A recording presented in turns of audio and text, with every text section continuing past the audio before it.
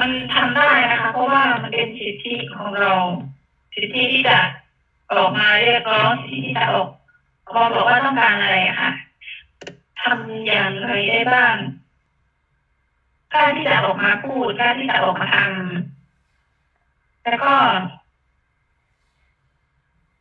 มันก็ต้องอยู่ที่กระบวนการอีกทีนึงนะคะ I think it's for them to keep fighting and not giving up. If somebody tell you no, keep going. Don't listen to it. Don't listen to the negativity. Don't let the negativity get to you. Because as long as you believe in yourself, that's all that matters. But the moment you start to doubt yourself, the moment you're going to start noticing that you're not going to get anywhere. So don't let negativity affect your mindset. Just keep going and keep pushing, keep fighting.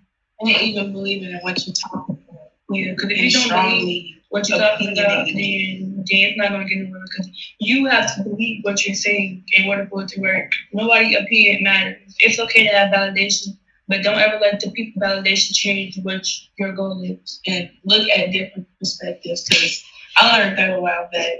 And it works every time somebody want to argue with me. I look at both ways and I tell them what they did wrong, tell them what I did wrong, and it works. So for me to teach people that, it's gonna work.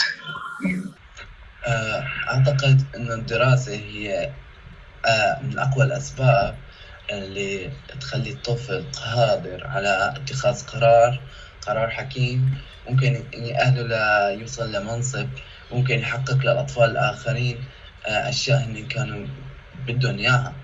فالتعلم هو من أقوى الأسباب حاليا للطفل ليمارس حقوقه كحياة، فيوصل رسالة.